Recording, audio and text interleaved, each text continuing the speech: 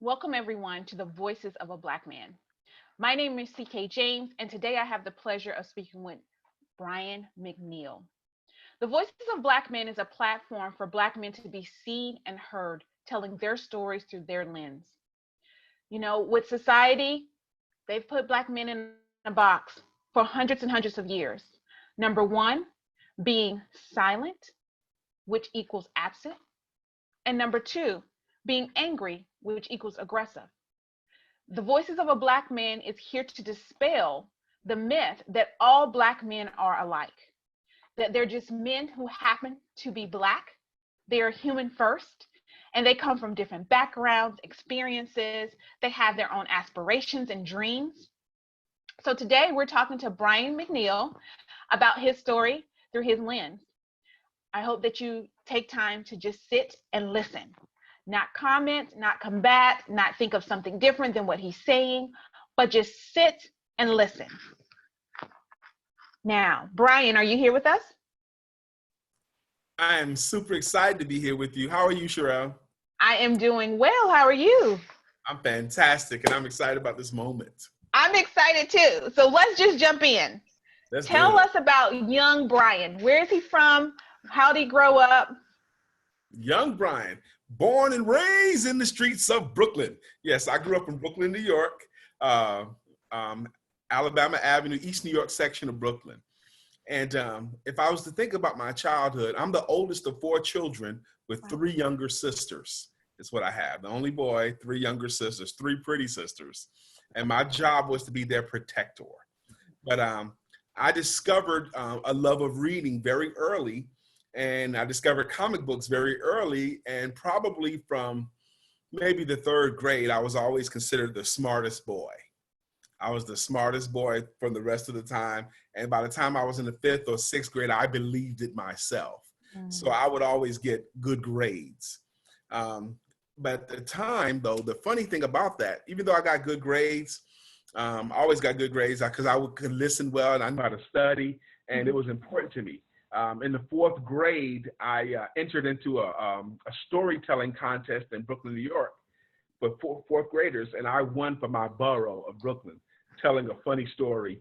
And so I learned that I could tell stories.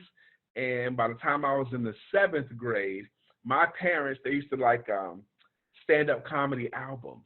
So they had Red Fox and Skillet Leroy and Richard Pryor and Mom's Mabley. And I would listen to those albums, and I would go to school every day at lunchtime and tell those dirty jokes. So,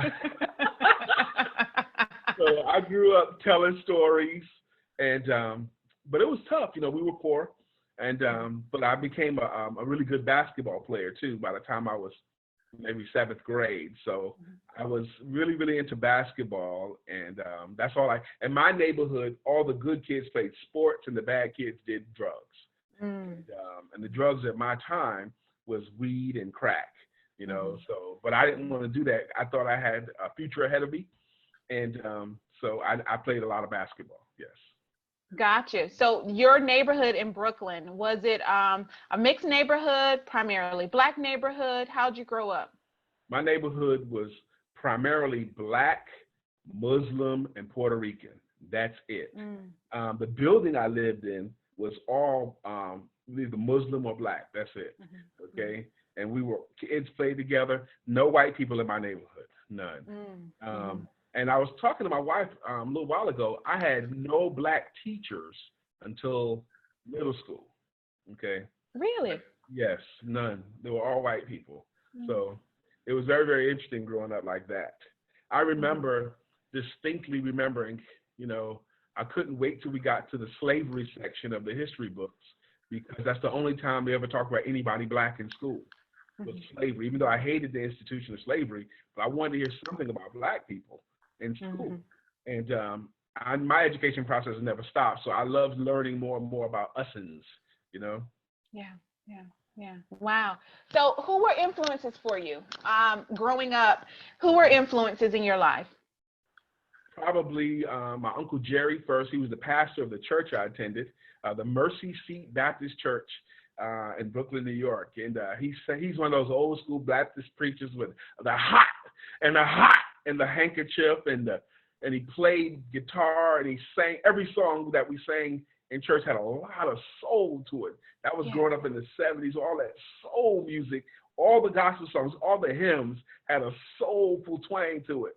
So my Uncle Jerry was my first major influencer, him and his wife, my Aunt Helen, and of course my dad. Now in the neighborhood I grew up in, the block I lived on, it was about 300 families. And only 2 households had a dad in the house, mine and a kid across the street. That kid across the street, him and I are still friends today. And my dad was around. He wasn't a model husband though. He was unfaithful to my mom, and I hated that. So I saw, there's an adage that everyone's a minister, everyone's a teacher, and some people teach you what not to do. And my dad taught me what not to do. So that's never been my advice, be it infidelity or anything like that.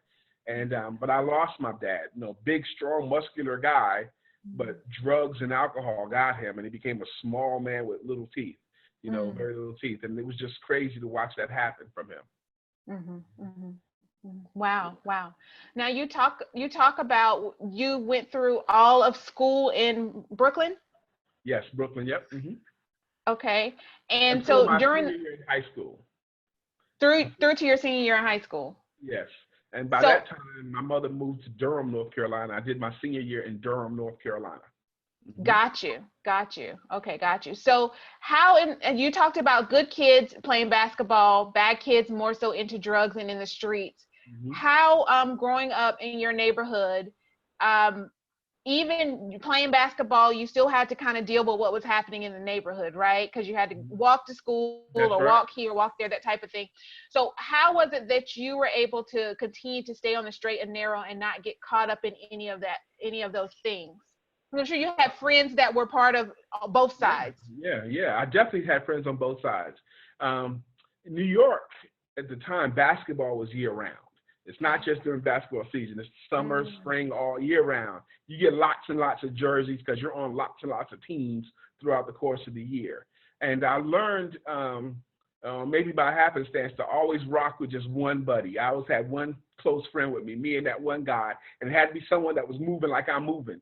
Because I was in that place where if they didn't want to do the things I wanted to do, I just wasn't going to hang out with you. If you want to smoke weed, I just wouldn't hang out with you.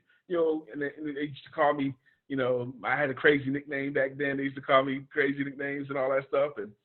And they wouldn't hang with me. They wouldn't hang with me, and I wouldn't hang with them.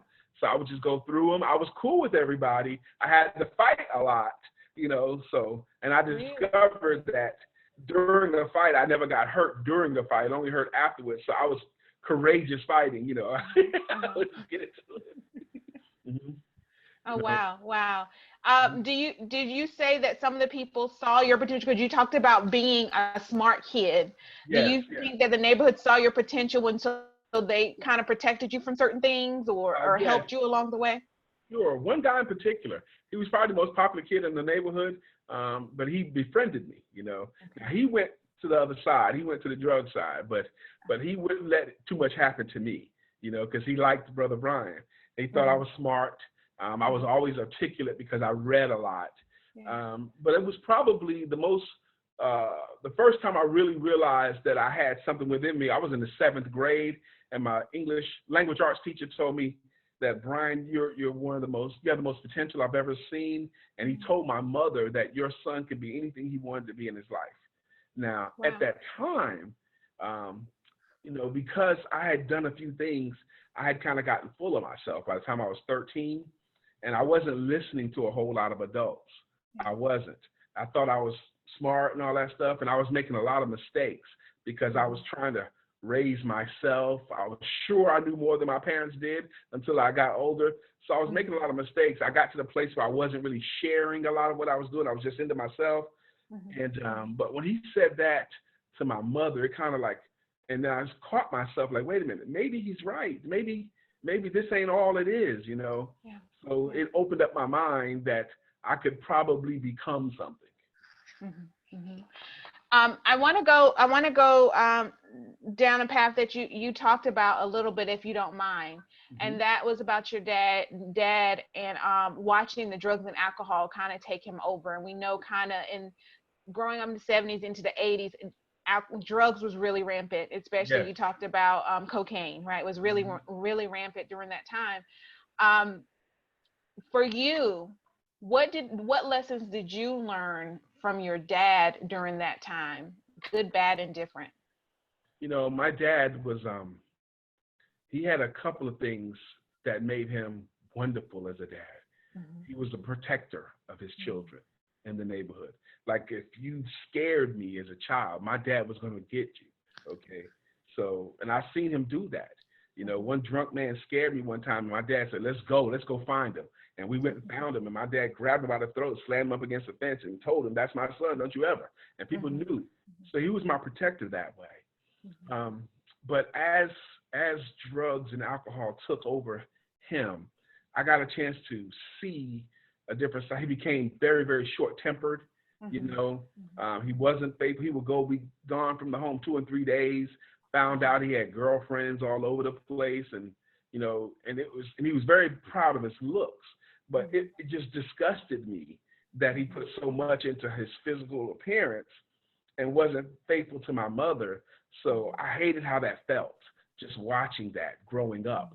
Mhm. And as he got more and more into drugs, his body changed because he used to have big old arms, big chest, and Mhm. all that stuff went away. I was Yeah. like, whoa, what happened to my dad? And then the sad thing about that, my dad passed away when I was 28, Mhm. and but the last 11 years that he was on Earth, I didn't see him in person. Mhm. Which is why I have the men's group now. I didn't see him in person for 11 years. And I heard from him only sporadically in 11 years. Mhm. And when I would hear from him, it was so sad. It was like, Brian, I need $50. I need you to Western Union me $50, like in an emergency. And I would always puzzle, Yeah. like, what could be such an emergency that $50 could save you from? And it would cost $15 to Yeah. send it. And I couldn't understand that. But he needed a hit, he needed some Mhm. money for that. Mhm. And I would send him the money and all that. And when he passed away, I remember, at age 35, wishing that he was still alive, that I could talk to him. Yeah. You know, Yeah. so when the opportunity came in 2013 to start a group of men, it started out as men who didn't know their dad, as a men's support group for men who didn't have relationships with their dad.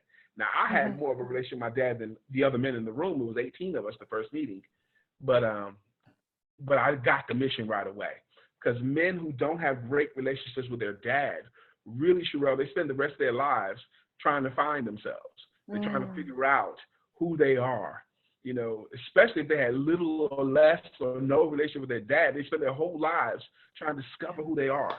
And so many men, it's a sad and a frustrating thing for them. Mm-hmm. Yeah, yeah. So I imagine at an early age, you took on, as you said, being the older brother, you kind of took on being the man of the house. I did, yes, and I took that seriously. Yeah. For example, I mean, even young, probably age 10, 11, if my sisters had to do the dishes and they would go do the dishes, I would go and just inspect them. And if they weren't done well, I would just put them back in the sink. And I would say, go back and do those dishes. Now, my Mhm. sisters, they listened to their big brother. They did. So they didn't like it, but they knew they had to listen to me because I was the Yeah. oldest and I was the man of the house. You Yeah. know, I had Yeah. 3 younger sisters. I would read them stories in my room. I always had my own room, and my sisters Mhm. could not come into my room. They had to stop at the doorway unless I let them in, and I let them in typically for story time. Okay. I love it. I love it. So being responsible at such a young age, how have you seen that parallel to your life, just a journey to where you are today with responsibility in your life? It created an ability, and without even having to think about it, it made me a leader. Is what Mm. it did. Every year, I mean, from age 10 or 11 on, I was always the leader. Even in middle school, when I went into the Army, I was 17 years old when I went into the Army. And I think my first or second day there, I beat up a kid. Okay, I beat up a little white boy, got into a fight. And then they made me the squad leader. I won the fight, so they put me in charge. Okay, that was the philosophy back then. Yeah. So at age 17, I got a team of guys that I got to make sure that they're squared away. Okay, and the military taught me a whole lot of things. I was in the military, regular Army 3 years and active guard for 5. So I got 8 years active duty time. So right away, I was a leader. I was a good soldier. Went through the ranks kind of quickly. I became a sergeant. I went to military leadership school. I was an airborne soldier, so I was willing to volunteer. I was willing to volunteer. I wanted to do as good as I could do it. If I had to do over again, I maybe wouldn't have taken everything so seriously, but I was trying to get somewhere. Yeah. The only reason I wanted to get out of my mother's house because it was her house, her rules, and if I didn't want to abide by her rules, I couldn't be there. So that's just how it went. So she had to sign for me to go in. Fine, you don't want to go by my rules, get out of here. That's what it is. Yep. Mm-hmm. So you talk about, okay, in 12th grade, I know you moved to Durham, North Carolina from Brooklyn, and you Mm-hmm. finished school here, and then you went into the military after graduating high school Yep. here? Yep. I graduated in June, went into the Army in August. Yep. I had Oh, those wow. couple months clear. Yep. Sure did. Wow. So first of all, thank you for your service. Thank I say you. this all the time to every serviceman. I'm a military brat myself, but Okay. I say this, that freedom's not free. And so there's things that are working behind the scenes to allow all of us to be free. So I thank you so much for your service in that way. Now, you talk about the aggressiveness that you had. Um, what has that propelled for accomplishment wise or success in your life when you look over your life? How has that aggressiveness helped you to conquer successes? Amen. This is a great question, and I might have to take a long road to tell it properly. Yeah. I think. But by the time I was 22, I was married, and my wife came to my job. I was working at the front desk at a hotel, and I was the front desk supervisor. And I've never had a job longer than 6 months' time where I wasn't in leadership of some capacity. So I was the front desk supervisor. She showed up and told me we were pregnant, and I was happy about that.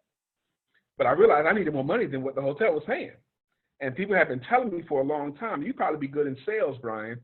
And I didn't know what that meant. I would just hear it. I was 22 years old. Okay, whatever that means. Ex-military. I was still had military bearing. I was still sharp. I was still clean, everything clean, sharp, sharp.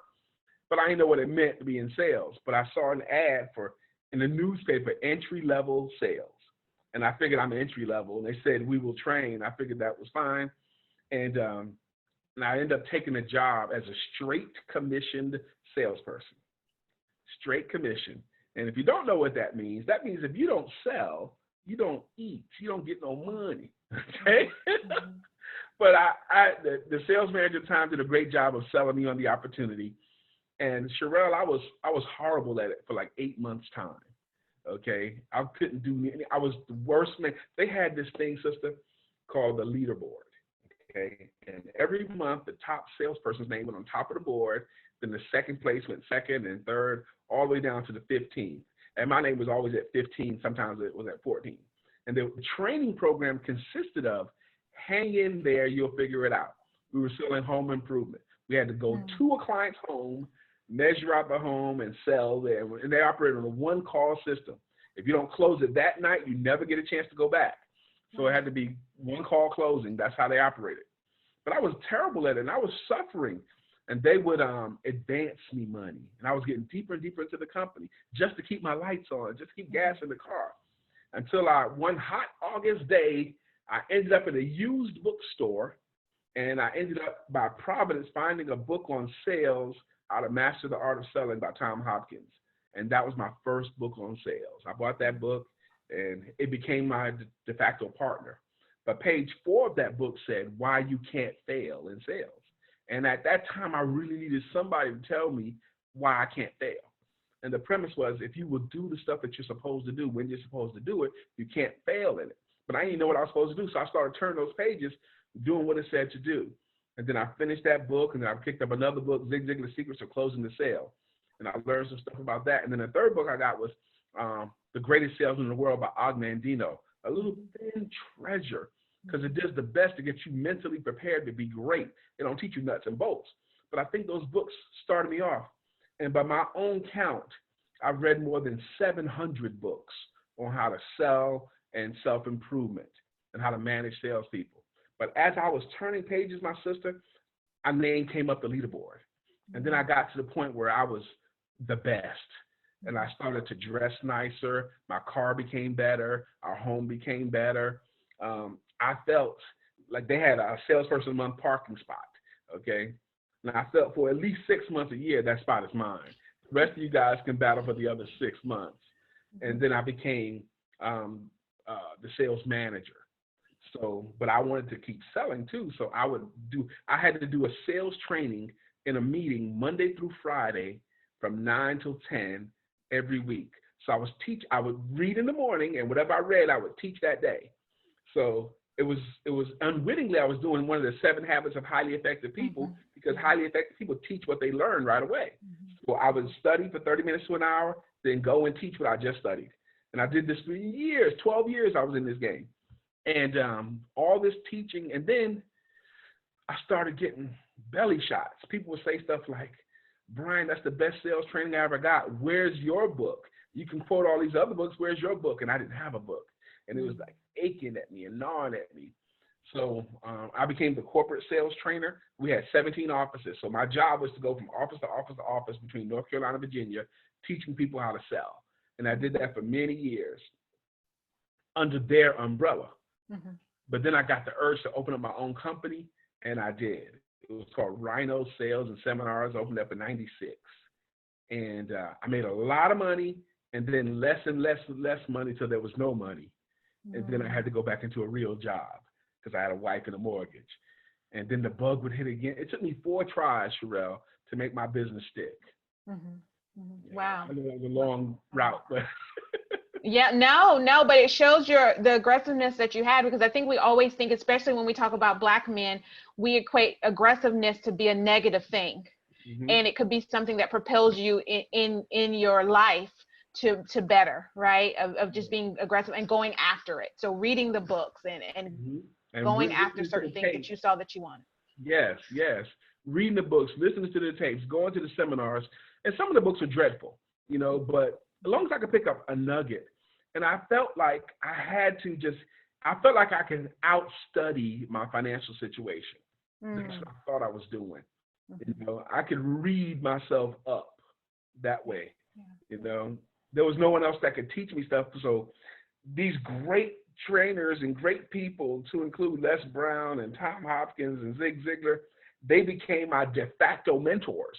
I was consuming their stuff, and it was becoming a part of me.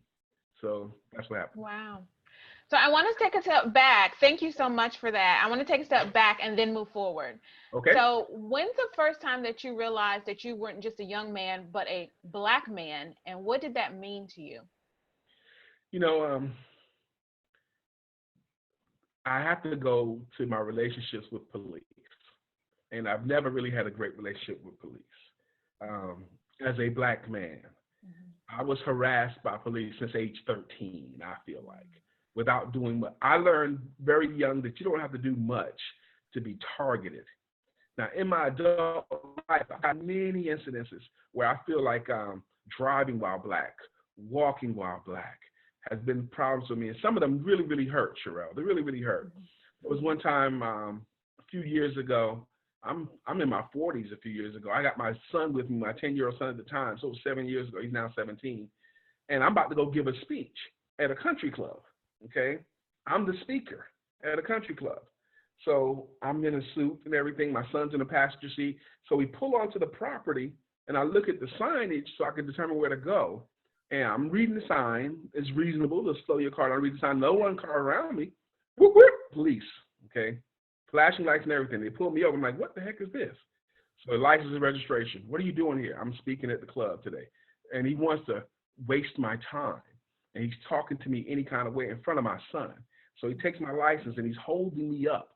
I told him I'm the speaker. He wants to harass me, good old boy. I called the event coordinator and said, look, I'm on the property. This dude is messing with me. They had to send another good old boy in a pickup truck and to talk to these other guys to let this Black man through, okay? So that really, and then I have to explain to my son what's going on. And throughout my life, I've had cops pull me for some of the nothingest reasons, waste my time, upset me. And I just, especially the signs of the times today, I am just so sick of policing the way it is in this country. I've been pulled over, I believe, for having a nice car. I had a cop pull up right next to me at a light. I'm closest to the street, they're next to me. The light's red. The light turns green, I pull off and get pulled in blue light. For what? I had no time to commit a crime. I seatbelt on. I'm in a shirt and tie and a vest just like this. I had on a tie. She pulls me over for what? And she's sitting back there for a long time, wasting my time. My temperature's rising. She, white police car, white woman, come up here. Let me see your license. For what? Why are you pulling me over? You have to observe me committing a crime to do this. So I've seen a lot of my civil rights being violated by police. And I believe because of the wonderful complexion of my skin. In that same incident, they wasting my time. Now another cop car pulls up, and I'm upset with this. Why am I stopped? No crime committed, nothing. They're just wasting my time. So finally she says, I can't read all the numbers on your license plate. Are you freaking kidding me? A license plate, why are you not able to read all the numbers? Okay, there's nothing obstructing the view. So, and then they make me stay there. Then another cop comes. It was 3 cop cars, still haven't committed a crime. This is a big black guy. Yeah. Sir, I understand you have a problem with the stop. Yes, I got a problem with the stop. Now I got 3 cop cars here, still committed no crime. And I had it on speaker the whole time with my wife and my mother. They both were on listening to this. They were so scared about what's going to happen with me then because, and then they give me a warning ticket. For what? So here it is, 30 minutes, 45 minutes for nothing. And I could keep going on and on and on about these kinds of stories. But it's been important to me that black men can be just a man, you know, just to do normal stuff. All of these stories of Karens calling on black families trying to I just saw one the other day. A black man buys a bicycle in a Walmart for his son. He's still in the store, pays for it, has the receipt in his hand, and he's like testing the bike as he's rolling it out. Someone calls on him, cops come, and he ends up thrown in the back of a police car. For what? For what? And he gets charged with disorderly conduct because he's protesting being arrested. So these kinds of things I really, really want to be. I even wrote a report recently, and I did a video on how to fix America. You know, the Bryan Plan is what I called it. And I want an overhaul of the policing, overhaul of banking, overhaul of prison sentencing, overhaul of judging, overhaul of all of these things that are designed to keep us disenfranchised and keep us low. I study and study and study, you know, I mean, and I still believe there are things that are psychic disrepair in us from slavery, from Jim Crow, all these things that we're working through. So what do you do with the aggression? That aggression of just have had enough, you said from 13 to your age now, of incidents where you were just going about your business or doing the things that you were doing at 13 or, you know, but not illegal things, right? No. Just living life and with your son, just living life with your son and trying to teach him something. What do you do with those frustrations that you have? You know, we have to eat them so much of the time. And it's just part of what we are. We have to eat them. You know, I mean, if we can count, you know, from Trayvon and Michael Brown and so many more. George Floyd is the latest. Breonna Taylor is just sleeping in her bed. Come on. And her boyfriend gets thrown in jail by trying to defend the house. Come on. All of these things, you know, we just eat them because the slap in the face to me is they don't get any charges against them. They get off. The police that do these things, they don't know charges, okay? That's what kills me. So that's why I was so upset when the baby Cheeto won in 2016 because I knew he was going to do nothing to reform police. That's what I wanted to see happen. I knew there would be nothing done with minimum wage. Minimum wage has been the same since 2009. Here we are in 2020, and it's still $7.25 or whatever it is, which I think is disgusting. It should be minimum wage around $22, $25 in this country, just a place to live, just to live here. So I knew those things wouldn't happen because I knew this person was going to don't care about people. I knew he didn't like us. So I'm really excited about hopefully, because I know he's going to cheat. I hope he's going to figure out a way to outvote his cheating this time. Yeah. So as you talk about that, I have to talk about, I want to go to the injustice that you see in society today. You growing up, the justice that you see today. And you talked about a Bryan plan. You know, I have to ask, I have to go there and ask about this Bryan plan. And I know we don't have time to unpack the whole thing, Okay. but top 3, top 5 things that are in your Bryan plan that you, from reading, from being who you are, from having experiences that you have, and you're saying, hey, here's some things that we can do. Can you give us some of those? Yeah, I'll start off with the first one, banking. Let's go with that, okay? Now, why is it that an average white family in America has $100 for the every $5 that the average black family has, okay? That's what the numbers are right now. And it's because of home ownership. Now, there were policies that put into place, like when World War II ended, the end of World War II, where only white people can get loans for homes. Okay, only they could. And there were laws saying they couldn't sell to black families. Okay, so white people were able to buy homes and get with good loans that they could pass on home ownership, which led to wealth. Okay, that's what it did for them. Now, there were laws saying that black people can't get loans and they can't buy homes. Now, these laws, to me, and so many of them are still on the books today. Why does a black family have to pay a higher interest rate for the same loan? Why does a black family, a home in a black neighborhood, worth a lot less than the same size, same feature home in a white neighborhood? It's because of these laws.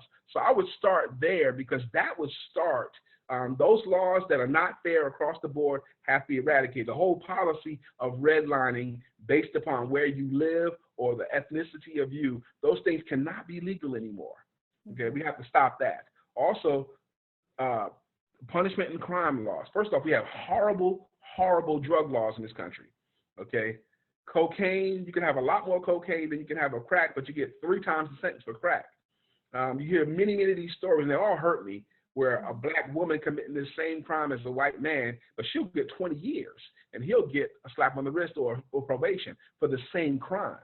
You know, Centoria's story about that. So I would start with banking and real estate, because I think economically that hurts us the most. And then I would go into the school systems. So much of the books that we had to learn from have to be changed. Policing is a big, big deal in the Bryan plan. And I got so inspired. I wrote the whole thing out in one morning, and then I did a video on the whole thing too. Yeah. And I shared it with friends, and a lot of them felt it was Pollyannish, because they'll never allow that. So then I went to the Dick Gregory philosophy on how to fix policing, which I believe in his philosophy on how to fix policing. And one of the ways he believes that we can fix policing, because policing is going to always be brutal. It started out that way. It's going to always be insensitive to black people until they have something to lose. So in the Dick Gregory plan, every police officer has to have insurance, just like you have car insurance. They have to have insurance on your job. Like if you get into an accident on your car insurance, they're either going to raise your rates or drop you altogether. And if you don't carry insurance as a police officer, you lose your job. So when you have these incidences, you can lose your job. But they also, every police officer, they should get free education for their children as long as they're police officers. So if they're committing crimes, if they're civilly committing civil crimes, they could lose their job, which means they lose the free education for their children. Now, do you hate black people more than you love your children? If they have something to lose, then maybe they'll behave better. And let's go back a little bit. Thank you for sharing. And I want to delve into 1 or 2 of those before we move forward. Number one, you talked about drugs, and I want to be clear about why it's not good to have more penalty for crack than for cocaine. Yeah. Just for our viewers to understand. Yes. Now, when crack hit America in the 80s, you know, much cheaper than cocaine and probably more potent. And the hood from all across the country was flooded with it. Okay. Now, it depends on who you believe, but some people say the FBI flooded the hood with crack. Okay. And I tend to lean that way too. So, and this, you know, I like the guy as a person, but he made a big mistake. Bill Clinton in the 80s, when he came in, they came up with rules that really, really hurt. Like one is 3 strikes and you're out. If you get caught 3 times, then you get put away for a really, really long time. And crack, having a little bit of crack, you get a lot longer sentence than having cocaine. Now, cocaine was considered the white man's drug. It was considered sophisticated. crack is black and brown people's drugs. So black and brown people, they got in whole neighborhoods. Crack came in, and through crack and prison system, profiting prison systems also proliferated in the 80s. They just took the men out of neighborhoods, took all the men out, and many of the women out, just cleared the neighborhood of leadership, cleared the neighborhood of men, you know, because of minor offenses, you know, and it just hurt. And we're still recovering from that. And it's probably going to be a little while before we recover from that all the way. Yeah, thank you. Thank you for that. And then you talked about changing the books in the school system is the other one that I wanted to just delve into a little bit. What did you mean by changing the books in the school system? Well, I'm hopeful that it's better than it was when I grew up, because we never talked about anything with anybody black other than Martin Luther King. Okay, that was Martin Luther King and Rosa Parks' story and slavery, and that's it. And it was the version that I grew up with was a whitewashed version of slavery. Okay, very much whitewashed. You know, it was bad, but it wasn't that bad. Is the way he taught it growing up. I had to study on my own. I don't think the whole model of the way we teach our children today is changing, but it was originally set up on the Greek system where they were trying to figure out which of these kids can potentially become an officer. So you'd have one person in the front of the room, all the kids facing that person, and they would do lectures, and you'd have to learn from that. But there's more than one way of intelligence. So if your intelligence is not audio, okay, if your intelligence is more physical, if your intelligence is more spatial, if your intelligence is more visual, you know, you have to figure out a way to do this here or you're perceived as dumb, okay?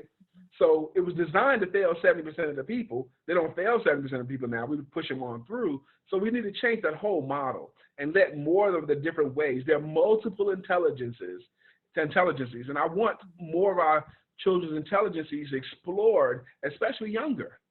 You know, the child can be physically intelligent. They can move their body, whether it be as a dancer or an athlete. Physically intelligent. You know, there's a way to learn physically.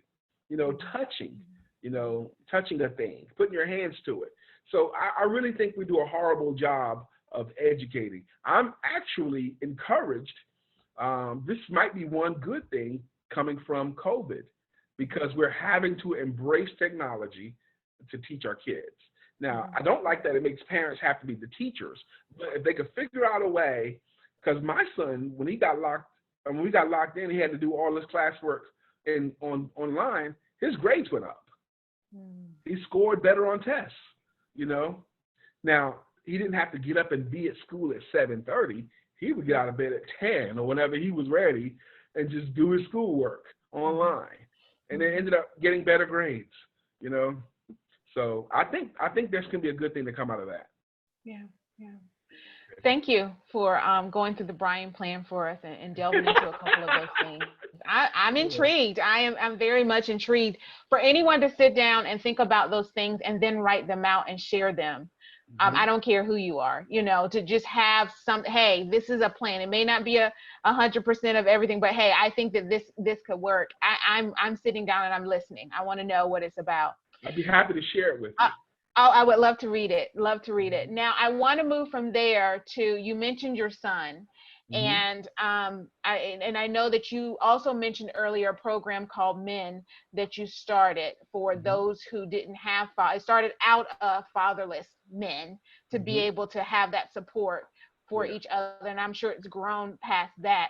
I want to talk about men, but before we get there, I want to talk about you as a father and deciding as a Black man to, number one, get married, right? And then number two, have a family. Those responsibilities that you have on you, and you talked about it earlier, of, okay, we having a kid, I'm excited, but I got to make more money. I got to make sure things are happening and I'm providing for them. As a Black man, deciding to take on a family and being responsible for that family, what are some of the hopes and fears that you've had over the lifetime of having a family, or even thinking about having a family? This is an important question you ask, actually. Now, I had blended family, okay? Because I've been married more than one time. So my first wife and I, we had two beautiful children. My daughter is now 30, and I have a son that's 29 from that union. And when that marriage ended, I ended up meeting a woman who had two girls when I met her, and I raised them as well. And we also had a child from that union as well. And between the marriages, I had a girlfriend, and that son is up in Maryland. He's now 19 now. Okay. So I have 6, okay, that I can count. Some biological and some bonus, but I raised them all. Now, I always say that I've been tremendously blessed in children. My children now, if you were to talk to my children, if you ask them about Dad makes them recite things, you know. He tells them stories. He's kind of like all my children can repeat back to you. When a task is once begun, you leave it not until it's done. And be a matter great or small, you do it well or not at all. And they didn't like it all. Oh, Dad, I don't want to say it. Come on. You didn't sweep that floor well. Let me hear it. Okay, do it well or not at all. So what you going to do? I'm going to do it well. That's right. If you put your hands to it, you got to do it well or not at all. Anything you put your hands to or put your mind to, if you start it, you have to do it good. Okay, as good as you can do it. And that's what I believe. So my children, and I'm so blessed with them. You know, we stay in touch. All of us, we stay in touch. Because I told you earlier, I remember even much later in my adulthood, I wish I still had a dad to talk to. You know, even my bonus children, I get so blessed when they call me up and thank me for being the dad that raised them, because I'm a model of what dad should be for them. You know, and that's those are the kinds of things that move me to emotion. But I know my game is not over. I have to, as long as I'm alive, I have to be their dad. Okay, I have to be the one to give them counsel and to hear their stories. You know, even though they're 30 and in their 20s, they think they know some stuff, but they also know Dad got their back. And that's important to me. I'm going to hear them. You know, it's different needs now they have. Now their needs are more counsel, and occasionally they need some money. Okay, and I got you. But I take it very serious. It's like I believe for most of my life, the most important job I had, and I would say this to everyone, my number one job is to raise the very best versions of children that I can. That was my job, to help this child here to be the very best version of that child. I took that very, very seriously. I took it so seriously, I was studying how to raise positive kids in a negative world, you know, things like that. And I would read and study, and I would apply. I found out how to boost a child's self-confidence and all the things that erode a child's self-confidence. And I tried to get rid of that because I wanted to raise confident children who believe in themselves, who believe that they can be a part of their own solution. And that's important to me. So as a dad, as a father who is wealthy in children, what's your hopes and fears for them? And I know some of them are older, some of them are already adults, but what's your hopes and fears for them? Okay, now my number one hope, you are wonderful at this job. Now, I really believe in lifelong entrepreneurship. I would hope for each one of my children to discover, evaluate their current levels of gifts, skills, and talents, and figure out how to earn a livelihood with their current levels of gifts, skills, and talents. And I want to be in support of that. Now, all of my children, they have some entrepreneurial spirit in them, except my youngest one. He hasn't found his yet, okay? So what I do a talk called Your Thing versus Your Thing, and it's a popular talk I give. You know, your thing, I'm going to just paraphrase it for you, but your thing is your job. That's the thing you do just for the money. Now, I know more than 80% of the country don't like their job, but they do it anyway because they need their money from it. Okay, it's not what they want to do, but they need the money to pay for their stuff, their bills, their household. And I call your thing, your THANG, that's the thing that you imagine doing with your life, that you want to do, the thing that's in your belly that you won't allow yourself to not think about doing it. And I tell people to do your thing, do your job, but don't neglect your thing. Keep doing your thing. Find a way to do your thing until you earn enough from your thing so your thing can replace your thing. I believe that jobs are there, not the ends. They should be a means to an end. You've worked your job long enough to set up yourself in business. So for my children, I pray they discover lifelong entrepreneurship. Even though it's fraught with pitfalls and ups and downs and lots of hurtful seasons, and they have to answer the question about how much pain you're going to take before you quit, you're going to have to answer that question. But I believe overall it's a better life. So I would want for my children lifelong entrepreneurship. And for fears, you know, again, I've been blessed. My children have never really fallen victim to a lot of the things that hurt families. Even though the parents can do everything right. And working with men, I've seen many, many praying mothers that do everything right and still lose their child to the street. Mm-hmm. You know, so I'm blessed that none of my children got lost to the street. Mm-hmm. You know, so but my fears are the same kind of fears I would carry for me as a black man. That Mm-hmm. you don't even have to do anything wrong to be caught up in some stuff. Yeah. Mm-hmm. Thank you for sharing your heart on that. As you move forward, what would you like your legacy to be? You know, if more I like my legacy to be, I believe that I do God's work. Okay, I believe the work I do, I help people to sell themselves and their services better than they ever have before. And there's a couple of scriptures that convict me all the time. One of the scriptures is the parable of the talents. It's told in the book of Matthew, Mark, and Luke, the same story in 3 different versions. You know, but the talents you're given, you're supposed to do something with your talents. If you hide your talents, you're going to be banished into the outer courts where there's going to be weeping and gnashing of the teeth. So I believe that I'm supposed to do great things with the gifts, skills, and talents that I have. And that's one thing that convicts everything of my life. And the other one is the sin of the desert, the thought of the sin of the desert. Now, the sin of the desert is when you know where the water is, but you won't tell anyone else. Okay? If you know where the solution is, you're supposed to tell someone else, because if you don't, you're committing the sin of the desert, and the sin of the desert is the height of selfishness. So those two things are in my head all the time. I believe that I am God's hands and feet and arms and legs here to help people in my arena, to help entrepreneurs and salespeople to earn more money with their stuff, with their services. So that's what my legacy is going to be. A man who devoted his life to helping people around them to be more profitable, to be better at what they do. That's what it is. Mm-hmm. That's why I've written 4 books on the subject. That's why I do a lot of workshops. I do a lot of training. I do talks. That's what my life is about. Mm-hmm. Mm-hmm. When you walk into a room, what do you want people to say about you? When you just walk into a room? When I just walk into a room, now, how do I say this without bragging? Brag on. You know, there's an adage that every superhero needs some theme music, okay? Because I'm a superhero, okay? When I come into a room, I've arrived into that room. And I don't even have to say anything before my presence is felt. I'm going to bring positive energy. I'm going to bring positive energy in any room that I go into. And because I was there, that room is going to be better because I passed that way. And I'm going to do whatever I can to make sure that's the case.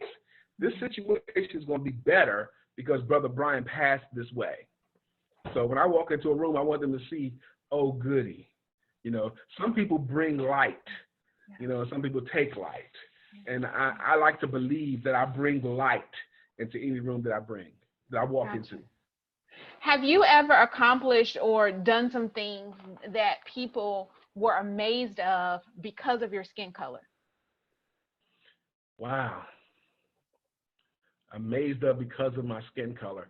That happens a lot until they hear you speak. You know, they could see you and make assessments and judgments of what you are. Like when I was working corporate, I knew that when I go into certain situations or go into a certain conference room, they would judge me right away based on what I had on, you know, what I wore, and the color of my skin. And they will put you in a box before you open your mouth. But once I open my mouth, once I started talking about then they have to change the box. Okay, I explode the box. Obviously, this brother's prepared. Obviously, he knows maybe more than we do. And if we shut up and pay attention to him, we can learn something. Happens more often to me now, like when I go to speak at financial services organizations like NAPA. Okay, I love speaking for National Association of Insurance and Financial Advisors. And I speak to them a lot. And they always treat me very, very well. But I know when I go speak at NAPA, there's going to be, 60 to 100 professional financial people there. And not many black people are going to be there. Mm-hmm. And here's this black guy, and they're going to put me in a box until I start talking. because I'm going there to speak on sales. Now, they think they're all pompous already. They think they're pretty good, and they are. They're pretty good already. But it takes me about 5 minutes to earn their respect, for them to realize that if we pay attention, we can get better in another area. So that question you ask, that happens a lot until you speak. Earl Nightingale called it the thing you can't hide. The thing you can't hide is who you really are once you speak.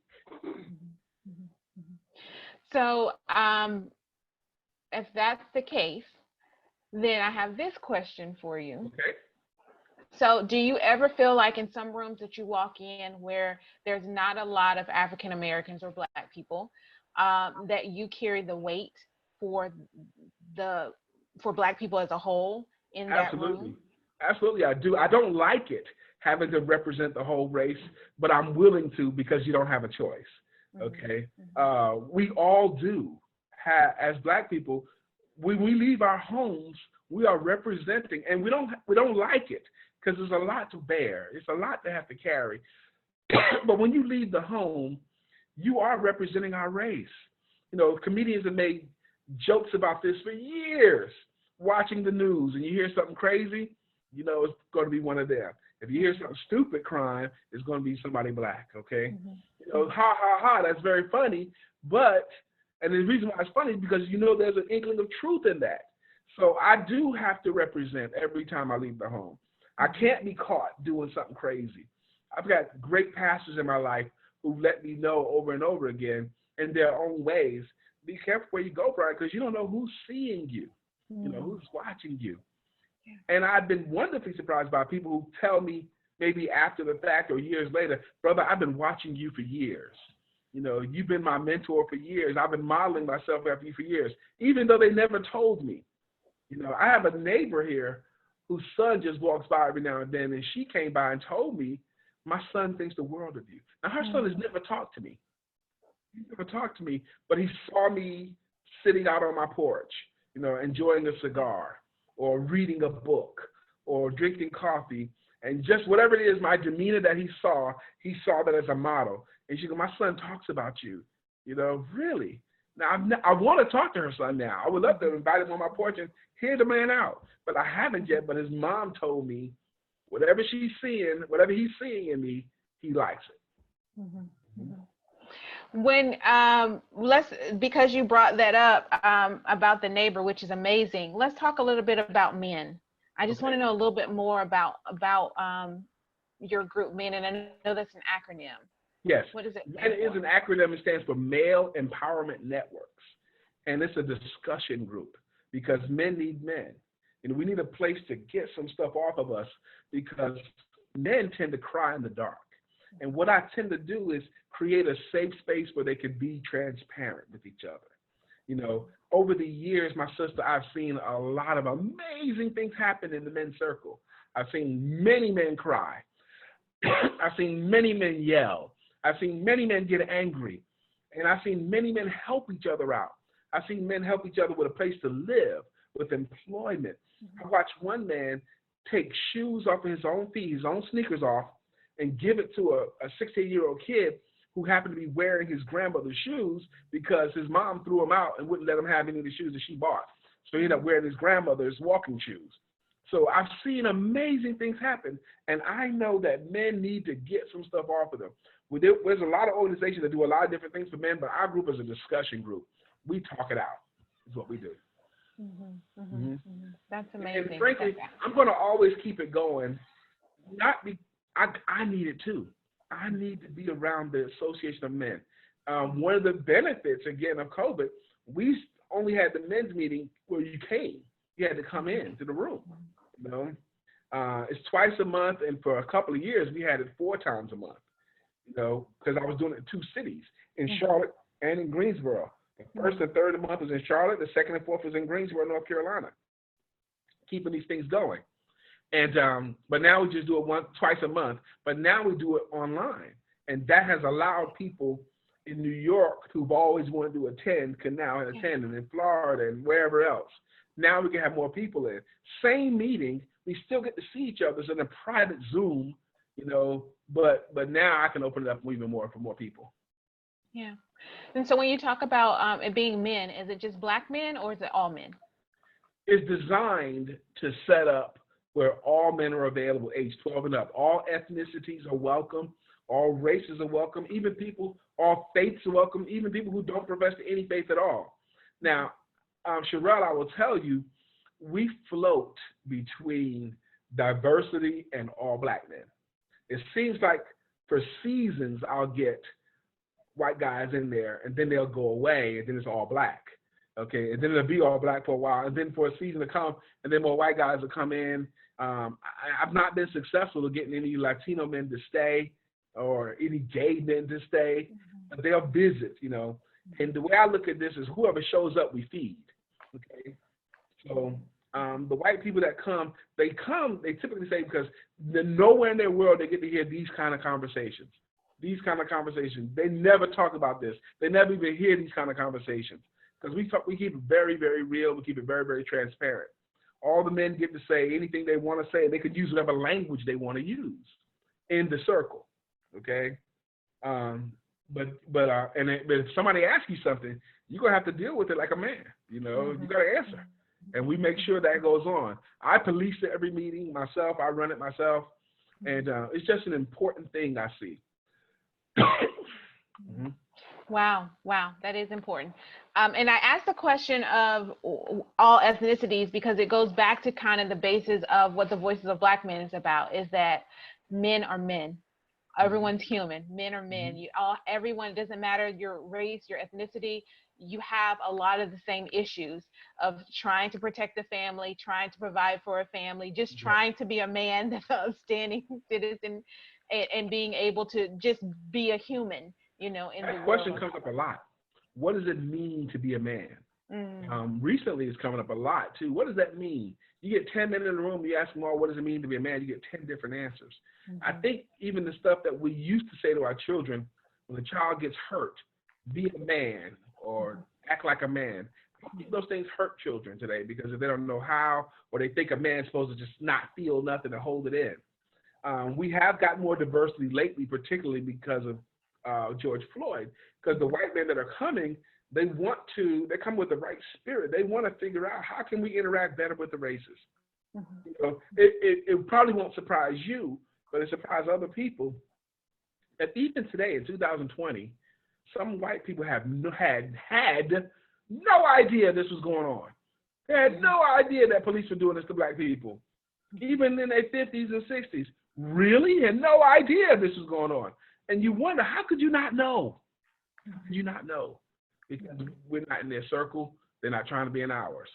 So I welcome all the races and all the ethnicities to the circle, as long as you're a man over the age of 12 and up.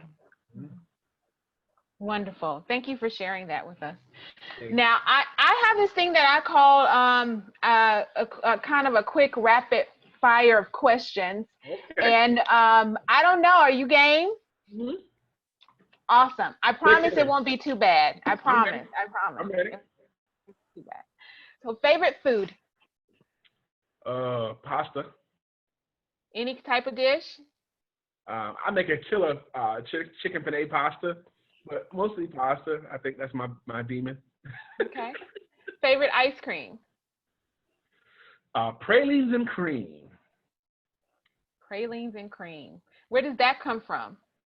I don't know. Just butter pecan with the caramel in it and something else, vanilla. So it's just pretty good to me. I like a mixture. It's got nuts in it as well. Yeah, I like it. Yeah. Has it been something that you've had all your life or something you discovered at a certain point and it's just been your favorite? Yeah, I discovered it at a certain point. It's just been my favorite. Probably in my 20s. And it's like a go-to move for me. Gotcha. Favorite song? I want to say my favorite dessert is hot apple pie with a scoop of vanilla ice cream. So you would add vanilla to that. It sounds like a story behind that. Where did the apple pie come from? Hot apple pie, vanilla ice cream. Now, for many years, I was an over-the-road salesperson, going to cities all over. And every city I hit, I would look for a restaurant that served hot apple pie with vanilla ice cream. And I based the city on how good the hot apple pie and vanilla ice cream was. I love it. Port cities. Bad apple pie is a bad city. That's right, exactly. So what was you saying? So no, the next one is your favorite song. Well, if you would break it down into genre or artist, because we all It's know up to so many you. songs. This is your platform. Gosh, I still love gospel music, and I still love R&B music. You know, from the '70s, '80s, and '90s. I'm a jazz guy. I like a lot of music. I'm definitely old school hip hop. I like old school rap, all of that old school hip hop on all the songs. And you know, if you don't know some old school hip hop, you know, you probably can't be down with me for good. So I like all that kind of music. Hmm. Gotcha. All right. So to be your friend, I got to find out some old school hip hop. Yes, at least something. You got to Yeah. know. If I start up some songs, you got to be able to finish it. You know, we were in the car the other day, me and my husband, and Houdini came on, That's right. and they were just playing a lot of old school, and I kept asking me, "Do you know who that is? Do you know who that is?" type thing. And some of them he did, some of them he used his phone to figure out who it was because he just couldn't remember. But I'm with you on the old school hip hop. I'm Well, with you on very that. often, I intersperse a lot of hip hop into my talks Yeah. and into my workshops. Okay, like I'll do. Money is the key to end all your woes, your ups, your downs, your highs, and your lows. Won't you tell me last time that love bought your clothes? Now, I'll say that as a preface, and the artist is supposed to respond, it's like that. Like that. That's the way And that's the way it is. Ah, That's you didn't right. think I knew, did you? But money is the key to end all your woes. I do Yeah. that, and I put in listen up, homeboy, give this a thought. The next time someone's teaching, why don't you get taught? You know, things like that. Yeah. Yeah, I'm with you. I'm totally with you. I love it. Wow. Makes it unique, right? Wakes them up and makes it a little unique and makes it you. Yes. I love that. I absolutely love that. Okay. Favorite destination or vacation spot? Now, because I have the wife I have, it's got to include some water. Okay, she wants to get around beach or water. We have a lot of favorite places. We go a lot. We even love to go back home to New York. We both are from New York, but we go back as a tourist this time instead of going back to just live. Miami, we just went to Miami in June this year. We had an amazing time. You know, even though we were quarantined and masking up, we still had an amazing time in Miami. You know, but there's a lot of places we like to go. We like Vegas. You know, it's always great. Mm-hmm. You know? Mm-hmm. We don't gamble, but we still like the shows and stuff like that. Vegas has a lot outside of gambling. Yeah, I don't think a lot of people don't realize that, but they have a lot, a lot to do way more outside. family now than it's ever been. Yeah, yeah, absolutely. And I want to go back to hip hop because I just hit me in the head. You're from Brooklyn. Duh. That's right. That's right. Like today, our first thing you asked me about, I said, born and raised in the streets of Brooklyn. That's Houdini. Yeah, it is. And we're all good looking, you know. Yeah. I got it. I'm with you. Favorite hobby? I think we all need some hobbies. What's my favorite hobby? Oh, there's only one. Cigars. I am a enthusiast. I read about them. I join cigar groups. I'm a connoisseur. I love reading descriptions of them. I do at least one cigar every day. Okay. Really? Like this morning, I had 2 hours clear between an hour and 45 minutes clear between our show and my time with you. Yeah. So I had myself a nub nuance, which is like a coffee flavored cigar, a short cigar. And I was able to do that right before my time with you, which made it special today. Because normally I don't get a pocket like this. I schedule myself cigar time typically around 3 or 4 o'clock. But I've been missing that lately because work has been calling. But today I did one early. I had my coffee on my deck with a sweet cigar, smelled good. I was able to relax from the show and get ready for my time with you. Oh, wow. That sounds special. Mm-hmm. My cigars and my fish tank, I have a really good fish tank. You know, I think people are happier when they have things to take care of. You know, like I don't have any children in the house right now. It's just me and my wife. So, but I got my fish and I got my cigars and my cigar humidor.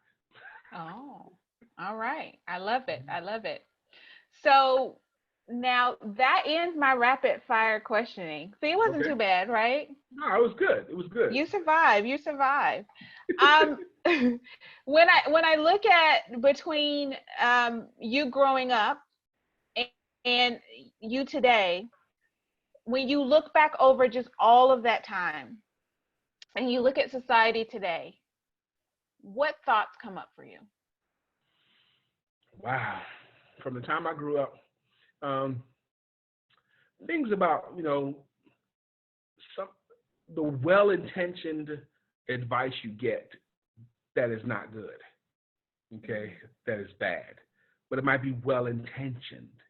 You know, like, why is our family so poor, Uncle? How come no one in the family has any money?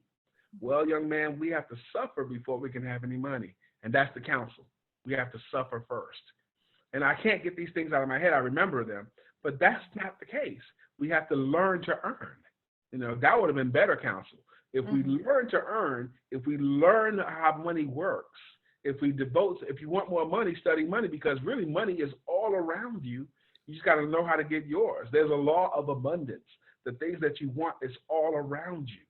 You just got to learn how to get them. So the well-intentioned counsel: don't do this. People in our family don't do this. Don't go there. Don't try that. Give up. They try to encourage you to go do it, and then when you get the least little bit of sun, to quit. Just like the parable of the sower. The man goes out to sow seeds, and some land on the road, some land amongst the rocks, some land amongst the thorns, some land amongst the good ground. And I equate those. I kept that in my head so much. But those seeds, like those ideas you have, the ones that land on the ground, the road, the birds just eat them up real quick. Okay, those are the people who pick at your ideas, your dreams. Hey, I want to do this. And they pick at it until it's gone.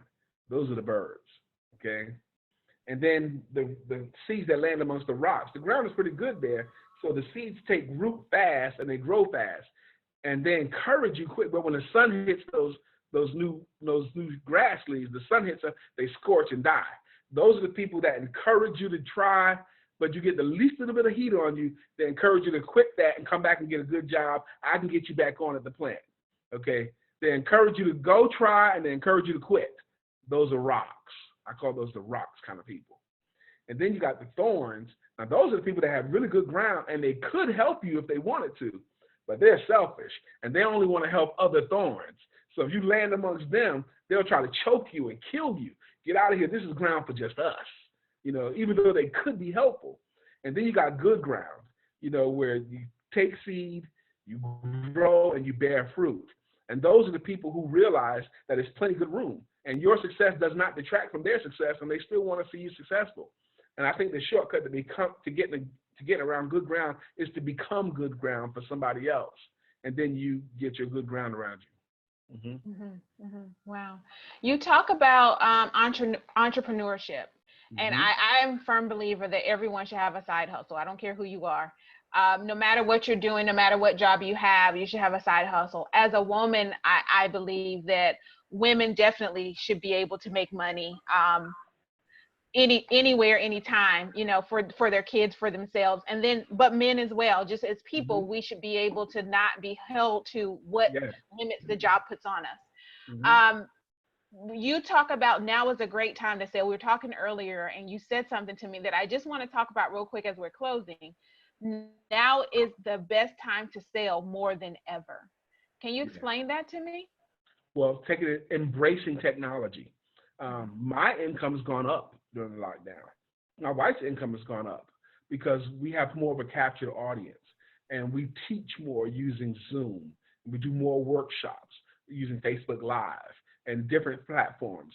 So this is an opportunity. If you are a subject matter expert in anything, you should be teaching others something. And you don't even have to be the only subject matter. You don't even have to be the top level.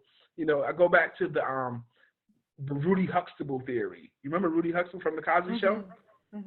There was that one episode, and she's in the 5th grade, and she tells her dad that she don't want to go back to school anymore. Really, He goes, oh, he takes her in the kitchen, pours them both a glass of milk. He says, take a drink of that milk. So, okay, if you don't want to go back to school anymore, so what are you going to do for money for the rest of your life? And she goes, I'm going to teach the 4th grade. And that made sense because she was qualified to teach the 4th grade. She's already been there. So long as you know at least a little bit more than your prospective clients, you can teach them something. Okay? So what I hear you saying is you don't have to get to your ultimate goal. Where you are right now, someone is trying to get to the place that you're in right now. And if you could teach them or be able to provide what's needed for them to get to where you are, you're going to continue to grow. Yep. And then you're going to continue to be able to teach all of that happened before you. So your experience becomes the teacher more so than anything else. Yes, and as long as you know how to sell it. Now, I do believe learning how to sell is like the most important skill. And I look at the word sell the way it was originated. It means to help. Okay, that's what it means. So if you learn how to sell in a way that's authentic, in a way that helps people, then you can prosper greatly in any economy. It doesn't matter what's going on out there, as long as you have a skill set. I think the ability to sell and the ability to communicate are the 2 most important skills. Can you articulate a thought in such a way that they understand it? Can you get someone to buy your thoughts, your ideas in exchange for money? Give you money in exchange for can they accept your big pile of benefits in exchange for their small pile of money? So I think those 2 skills have the most to do with your happiness or sadness, success or failure in life. Thank you. Sounds good. Sounds good to me. I tend to agree with that philosophy as well. Listen, Brian, it has been a wonderful time. You telling your story, sharing your heart, your wisdom, and your experience. I've enjoyed this conversation with you. You know, at the end of each conversation, I like to just hand over the platform to the speaker to be able to say whatever it is that you want to say to whoever it is that you need to say it to, whether you've never been seen or heard before, or you've been heard about it before and you just want to reiterate it again, whether it's individual, community, the world. This is your time. So I'm going to sit back, put myself on mute, and let you have the platform. Okay. First off, I want to say thank you to Sherelle. She's been phenomenal, and she's been patient with me, and she's been loving in spirit. So I want to say thank you for this opportunity to serve, and I look at this as an opportunity to serve. But I do know someone needs to hear what I'm about to say. You are important. You're extremely important. Because you breathe air in and expel carbon dioxide out and bring more air in, that means God is not finished with you yet. And there are some people that can only hear from you. You are here for some mission. You are here for some mission. The important question is, why, when were you born and why were you born? Why were you born? Who are you here to serve? That's one thing I want you to know. The other thing is you can study yourself out of any circumstance. For example, if you're 3 months behind on all of your bills and have no money in the bank and lost your car or whatever, you could be in that place. And with faith and an ability to learn, you could take yourself from any situation. Faith, when you believe. Now, I will tell you, my personal faith has been tested many times. I told Sherelle earlier that it took me 4 tries to make my business successful. I've been in business full time now for 20 years. But it took me 4 tries of trying and failing, trying and failing, trying and failing, and then trying again to make it stick. And when I say it failed, I had to go back and do a regular job. That's what it felt like to me. But I've learned to make it stick, okay? But during the time when I made it stick, I came to a place where I was about to lose everything. I was about to lose my home. There was no money. It was in 2013. It was bad situations out there. But when I was able to stand in my living room with me and my God, and I said, God, I don't care what happens on this rock, I'm going to stand. I don't care if I lose everything. I'm not quitting my business this time. And I meant it. I was standing there in the middle of my living room with tears, just me and God, talking this out. And when I shared that to God, and I meant it, I didn't care if I lost anything, but the clothes on my back, I wasn't going to quit. I was going to keep trying until I figured it out. It was as if providence happened right after that. When God heard me and believed me, he wasn't going to quit this time. I do believe life constantly asks you the question, how much pain are you willing to take before you quit? When I said that I'm willing to take any pain before I quit my business, I'm not quitting it. Providence opened up. Money came from everywhere. Brian, I got a speaker slot The speaker can't make it. It's for this Friday. It pays $5,000. Can you come? Mm-hmm. A client that said no to me before, I thought about it. I want to come work with you now. Here's a $2,500 deposit. It was like amazing. Money came out the walls, and I was able to catch up everything. I didn't lose a thing. I didn't spend any time on the street. I didn't go without any meals. Okay? I have gone without meals before, but it didn't kill me. It didn't kill me. So I want to say to you, you are important, and life needs you. You can study yourself. Also, no one has enough experience on their own to do this stuff on your own. We all need coaches and mentors. No one has lived long enough to figure this game out by themselves. And no one ever has achieved great levels of success in anything without coaching and mentoring. Not in sports, not in business, not in the arts, not in athletics, nothing. You all need coaches and mentors. If you study Hall of Fame speeches, I study Hall of Fame speeches. There's certain people you got to have in your life. You need someone to have your back. You need someone to speak life into you. You need someone that's going to tell you when your face is dirty. And you need someone to thank who stuck with you through thick and thin. You get these things in your life, these people in your life, you can become great. And you cannot become great unless you want to. No matter what happened in your life up until this point, yesterday ended last night. This next breath is new. And you can be great. Amen. Amen. Thank you, Mr. Brian McNeill. Yes, I have, again, enjoyed this conversation. Thank you for coming on. Thank you for leaning in. It has been special, and I know that because of your story, because you've been transparent and shared your heart, I know that someone will learn something new for their life. To our viewers, I say thank you so much for being here today. Now, you know what I'm going to say. You've heard Brian McNeill tell his story through his lens. Now the next part is up to you. The next part after you listen is to take action. Now, there's biases that we all have, whether we know they're there or not. And today, as you listen to Brian speak, there may be some things that you learned that you've never heard before. Some new information you got in your life, and some new things that hit you a little differently than you've been hit before. I implore you to explore those things.